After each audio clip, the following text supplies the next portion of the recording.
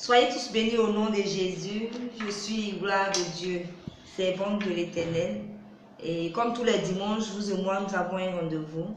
Tout d'abord pour vous souhaiter un très bon dimanche et ensuite vous donner le message que Dieu me donne pour vous.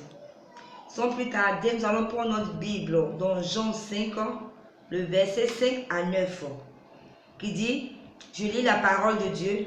Là se trouvait un homme malade depuis 38 ans. Jésus, l'ayant vu coucher et sachant qu'il était malade depuis longtemps, lui dit, veux-tu être guéri? Le malade lui répondit, Seigneur, je n'ai personne pour me jeter dans la piscine quand l'eau est agitée. Et pendant que j'y vais, un autre descend avant moi. Lève-toi, lui dit Jésus, prends ton lit et marche. Aussitôt, cet homme fut guéri, il prit son lit et marcha. Ici, il y avait une piscine qu'on appelait Bethesda et il y avait des malades qui étaient autour de la piscine. Et à chaque fois, il y a un ange qui descendait dans la piscine pour remuer l'eau. Et la première personne qui tombait dans l'eau, c'est la personne qui fut guérie. Et c'est comme ça, les malades étaient autour de cette piscine. Et il y avait un malade depuis 38 ans. Je vous dis bien, depuis 38 ans. Qui était au bord de cette piscine. Mais qui n'arrivait pas à descendre lorsque l'ange remuait l'eau. Et pendant 38 ans, il était malade. Il était toujours là. Et un jour, Jésus passa par là. Et comme Jésus savait qu'il était malade, Jésus lui demanda, veux-tu être guéri? Et il a expliqué, le malade lui répondit, Seigneur, je n'ai personne pour me jeter dans la piscine quand l'eau est agitée, patati patata. Et quand je lisais ce passage, Dieu me faisait comprendre la vie des chrétiens. C'est comme ça, très souvent les chrétiens. Nous sommes dans nos assemblées pendant des années, mais nos vies ne changent pas. Comme ce malade qui était à la piscine pendant 38 ans.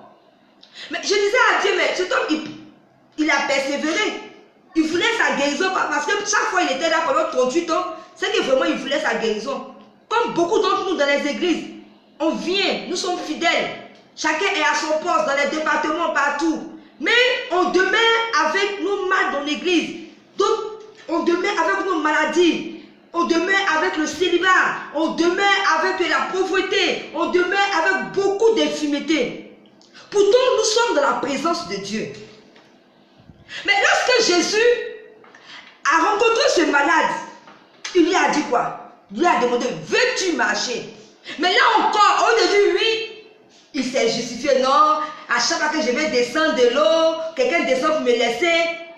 Alors Jésus lui a posé une simple question. Veux-tu être guéri?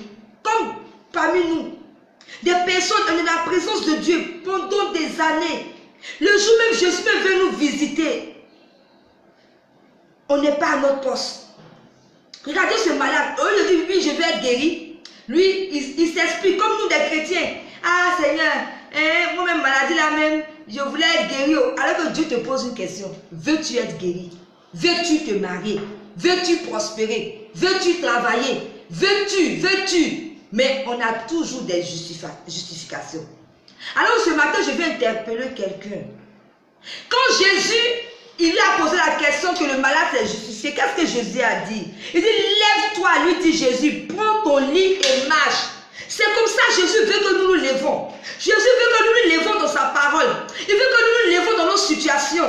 Il veut qu'on se lève, nous-mêmes, qu'on prenne nos lits et on marche. Mais les chrétiens, nous dormons. L'église est devenue comme un type de religion. Nous sommes des religieux au lieu d'être des chrétiens. On te dit peut-être qu'il y a un lien dans ta famille qui fait que tu n'arrives pas à être guéri, ou bien à te marier, ou bien à voyager. Mais nous sommes là, comme ce malade, pendant 38 ans, couché. Jésus lui dit, lève-toi, prends ton lit et marche. Je veux dire à quelqu'un ce matin, lève-toi, prends ton lit et marche. Lève-toi dans ta situation. Prie, lève-toi, toi-même, Dieu t'a donné l'autorité. Il t'a tout donné pour dominer sur cette terre. Lève-toi, arrêtez de dormir. Lève-toi, longtemps tu as dormi. Les années passent, les années se ressemblent. On dit non, 2020, ça sera meilleur. 2021, ça sera meilleur. Mais tu te rends compte que rien ne va. Les années sont les mêmes choses. Les années ne changent pas. Malgré ce qu'on proclame, c'est qu'il y a un problème. Nous devons nous lever nous-mêmes, marcher. Lève-toi toi-même devant ta situation. On donne à cette situation de changer. On donne à cette montagne de sauter devant toi. Toi-même avec autorité. Dieu t'a donné Alors que fais-tu de cette autorité? Jésus lui dit, lève-toi, prends ton lit et marche. Toi aussi, ce matin, je te dis, lève-toi, prends ta situation et rentre dans tes bénédictions.